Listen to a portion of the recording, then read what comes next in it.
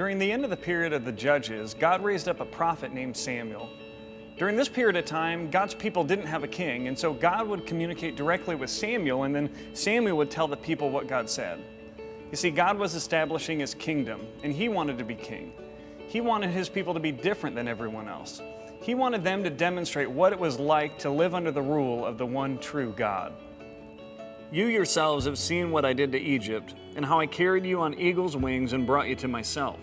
Now if you obey me fully and keep my covenant, then out of all the nations you will be my treasured possession. Although the whole earth is mine, you will be for me a kingdom of priests and a holy nation. These are the words you are to speak to the Israelites. But the people looked at all the other nations and saw that they had human kings. And so they prayed to God and said, God, we want to be like all the other nations. We want a king to rule over us. So God gave them what they wanted. He gave them a king. And at this period in history, we call this the United Kingdom because that's when the 12 tribes are united under one king. The first 3 kings of Israel each ruled for about 40 years, and they each had a heart condition that I'll tell you about today. The first king was Saul, and Saul had no heart for God. He was tall and handsome, and he would be a natural choice by the people to be their king. So God gives the people what they want. But where man looks at the outward appearance, the Lord looks at the heart. And He's going to use Saul to teach the people a lesson. You see, slowly, Saul's concern about outward appearance corrupted his heart, and it made him so jealous of one of his own soldiers that he tried to have him killed. We get an understanding of Saul's heart condition when he deliberately disobeys God during a battle, and look at what he says to Samuel. I have sinned, but please honor me before the elders of my people and before Israel. When the people of Israel wanted a king, they showed that they cared more about the opinion of other nations than they did about God's opinion. And so they got a king that cared more about the opinion of others than the opinion of God. And so God anoints a new king, King David. David was called a man after God's own heart. But as we look at David's life, we still see that he commits terrible sins. How was he any different than Saul?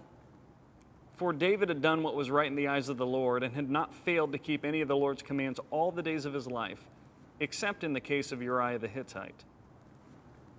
In the case of Uriah the Hittite, David slept with Uriah's wife, Bathsheba, and got her pregnant. He tried to cover it up, but when he couldn't, he had Uriah killed in the battlefield. And a quick side note, this is why I'm fully convinced that the Bible happened the way that it was written. You see, if I was rewriting David's history, I would be tempted to leave something like that out, or at least to give it a quick edit.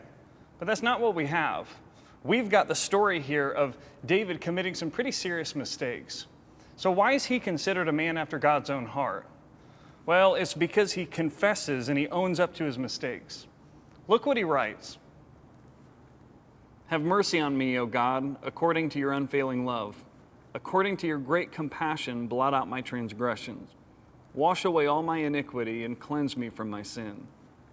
The book of 1 Kings begins with David promoting his son, Solomon, to rule over the nation of Israel. Then David dies. One night Solomon had a dream where God told him that He would give him one thing that Solomon asked for. And so Solomon asked for a heart of wisdom to rule and lead his people well. So God said to him, since you have asked for this, and not for long life or wealth for yourself, nor have asked for the death of your enemies, but for discernment in administering justice, I will do what you have asked. I will give you a wise and discerning heart, so that there will never have been anyone like you, nor will there ever be. Moreover, I will give you what you have not asked for, both wealth and honor, so that in your lifetime you will have no equal among kings. And if you walk in obedience to me and obey the decrees and commands as David your father did, I will give you a long life. Solomon got what God promised.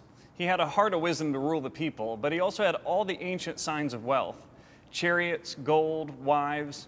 He had over 700 wives to himself. The problem was that Solomon would chase after his love for money, his love for power, and his love for women instead of chasing after God. That's why he was known as the half-hearted king. All 3 kings made major mistakes. And at the same time, only one of them is an example for how we should handle our mistakes. So thinking about David, I want you to answer this question in your group. How did David handle his moral failure? And how do we handle it in today's culture?